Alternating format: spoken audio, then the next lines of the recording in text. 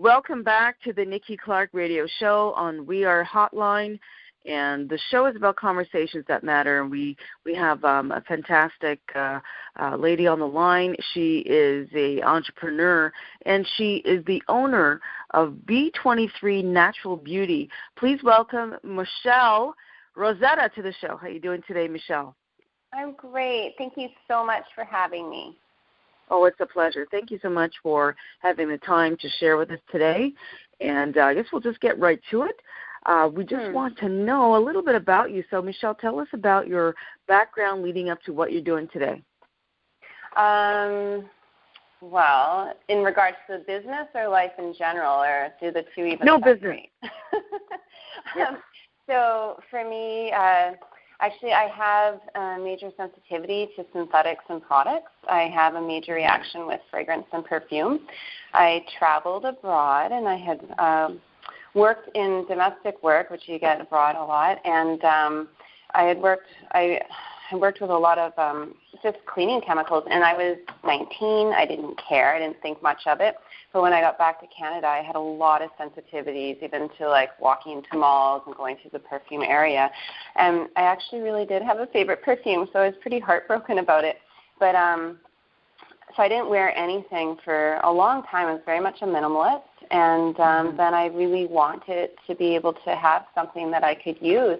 And it first started out with working with essential oils. I took certified hours under aromatherapist, learned how to work with the oils, and I made these little blends that people are like, they'd stop me in bank lines and be like, you smell yummy, where'd you get that? And that's how the whole thing kind of started. But the product that's really done incredibly well now in the market is the Hottie Balm for Face, and that came out of my own, really, I got into my 30s. I had kids. I'm also an old snowboarder. We were living off-grid on a mountainside, and I was in the elements all the time, and I really noticed a change in my skin from my 20s to my 30s, and I wanted something. And it was really funny because even then I hadn't connected. After all that and not using stuff, I hadn't connected to actually how much carcinogens and synthetics are in our products. So I just went to a regular store to go try to find my anti-aging cream, and I couldn't actually wear any of them because most of them have perfume.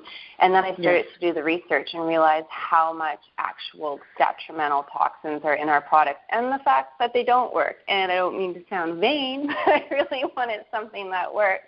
So I'm a little type A, and I don't like when people tell me I can't have something. So I go to companies and say, why do you have to have parabens?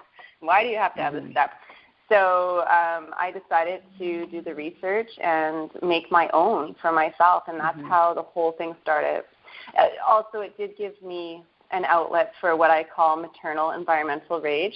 I'm coining the term by now, but I was really angry in regards to the products that we were investing in, that we make, especially women, think that they have to invest in for their own outward beauty. And I realized that ranting at people and being angry, because I call it my redwood tree moment, which has to happen in some forms, but I realized that kind of stuff wasn't getting the message across. So I realized if I could tie, our internal and environmental health to a product, a beauty product, then my message becomes a much better, it's a soft sell, and people are more interested in understanding what actually works for them. Fantastic. Now, let's talk a little bit about some of the ingredients that cause skin sensitivity. So you said that, you have these flare-ups or breakouts. What was the reaction to your skin, and what were the chemicals that were causing this reaction? Well, when it comes to the toxins that really triggered me and my reactions originally was any perfume or cologne. Anything that says perfume or cologne or fragrance oils, I can't even have by my nose. And for me, my throat actually closes up, and I start to cough, and I literally cannot put it by my face, and my skin turns red and itchy. And when it comes to, like, nasty toxins in our products, I can really go on and on about them. There is definitely some that I can mention, but rule of thumb, because I do this with my customers all the time in regards to helping them understand what's in products. And I have, like, this 5 little rule thing. And one, if there's no label on your product, it doesn't matter how long it's been around, how good the marketing is, you know, in regards to green, like how green it looks, or what they say about it, its natural makeup. The fact is, if there's no ingredient list, just drop it and walk away. You do not want to use a product. Yeah, if there's no ingredient list, it doesn't matter how awesome the company says it is. They should have an ingredient list on there. Yes. Second rule is, if there is an ingredient list, you must be able to legibly understand every single ingredient. And this is now time-tested by me. I've been doing this consistently, thinking about it every day and working with products for 10 years. I can honestly tell you, if it doesn't have a word you don't understand, you don't need it. It doesn't work anyhow. And, I mean, parabens is an easy one. There's still people that don't know about parabens. So they're hormonal disruptor. They change the estrogen levels in women. So it's a big one. And also, just so everybody knows, it's very important to know about these different parabens and hormonal disruptors, because it affects your sex life and your intimacy levels. Oh, really? Yeah, dead serious. Okay. Yeah, it's a now, big paraben is what you usually find in, like, skin creams, right? Like suntan oil or sunblocker? Parabens are in almost, they're in everything. They're in everything. What a company will say is that they're the most natural preserving agents they can use, but it does not work for us. And it can be in sunscreen, it can be in a lot of, like, obviously your creams, because what happens is when you're adding water to a product, it creates bacterial content. The reason you add water to a product is because it holds the formula together. It is a filler, but it also will bring because if you're using a lotion or cream, it's 70-80% water. It will bring the 1/5 of the good stuff that's actually in that product into the dermal layer. So parabens are used a lot with water-based products, and they're a definite no-no. And then, I mean, there's like, personally, I'm really sensitive to any, like, titanium. There is so many long words. Like, there's phenolene, diamine, and for colors, that's a big one. I can't even say it right, but that's in a lot of your lipsticks and anything that is having color that you want preserved. And we're eating that. Oh, wow. Okay. Yeah, and those are like, so women, the reason it's so important for women to really start to educate yourself, like not just to listen to someone else and say, well, that's bad. The reason it's necessary to educate ourselves on these types of issues is because, one, we have more fat cells than men. You know, it's part of our biological makeup, but it means that we really consume, like, we will accumulate these toxins much more so over the years. And what will happen is you'll have a lobbyist that says, like, I was reading this one Elle magazine, I was infuriated. I don't make friends in the industry very well because I wrote this ridiculous letter. I think it was tree planting. I had read it. I was so upset. I read a magazine, and it had Stella McCartney's organic line that she just put out. And then below it was an article on how actually only 1% of any of these toxins go into your dermal layer. So I was, furious about it. I wrote the editor. I didn't hear anything back. Anyhow, the point is when lobbyists do that, even if their argument were right, that our largest organ on our body only takes in 1% of those toxins, that is 1% from in utero to the time we're 40 and 45, right? So then we're like, we all of a sudden get these major health issues, from autoimmune issues and cancer and whatnot. And we're like, where did this come from? But it's not from one time of using a particular toxin. It's from like 3 times a day using one item plus like our environmental factors and everything, our laundry detergents, our what we wash the dishes with, and all of that's not washed off. Like they have it. I run a household with like I can read everything and it's clean. Gotcha. So, well, Michelle, yeah. It just sounds. I hear the passion. I hear the determination. And I think it's fantastic because you're really driven to educate, and I think that's the important part, that people really need to be proactive about their health.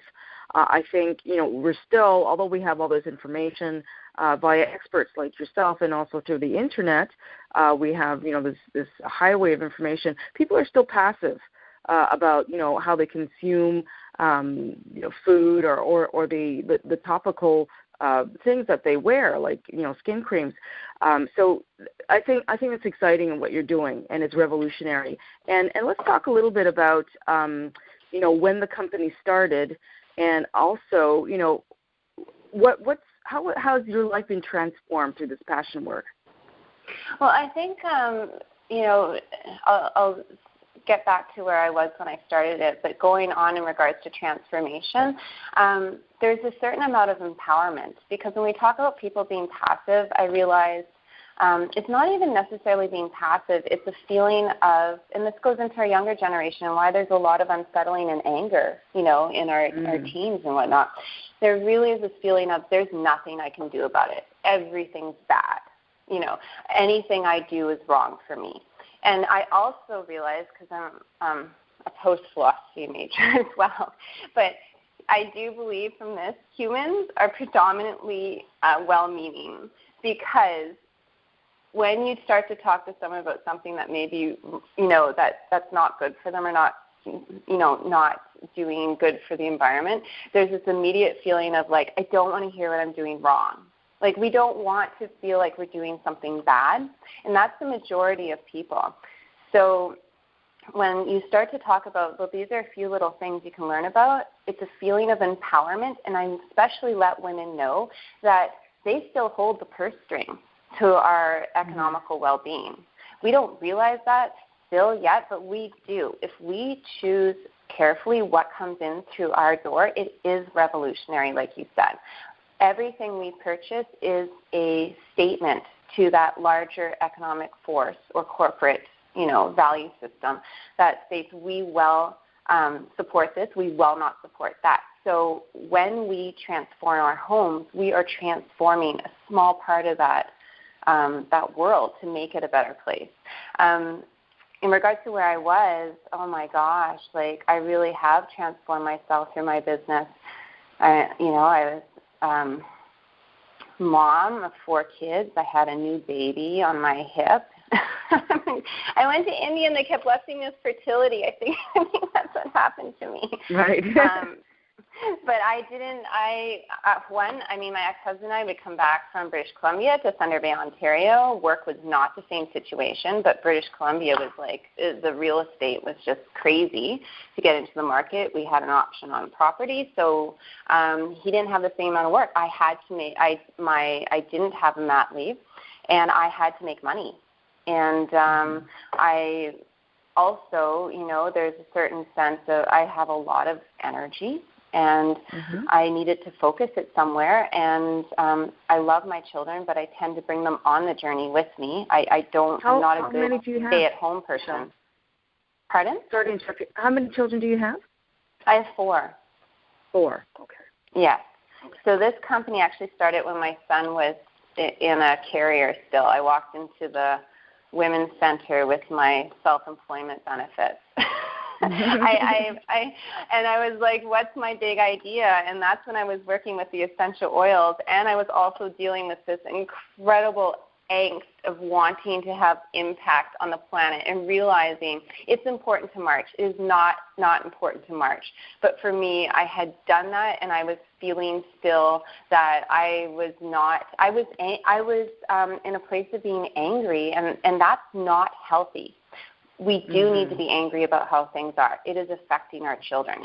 It's killing our planet, and the beauty industry and fashion industry has a huge impact on that we don't think about.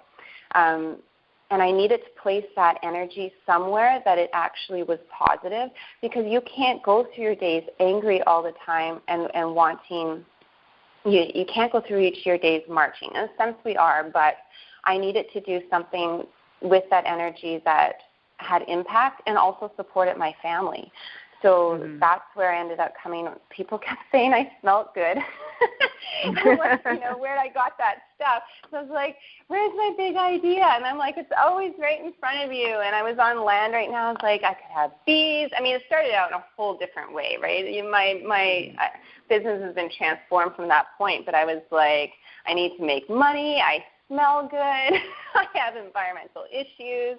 And that's kind of how the whole thing started. And I really trucked my kids around to meetings with me, and I was living off grid at the time too. That's somewhat hilarious. I'd be taking cold saunas and then going to town in these little leopard shoes.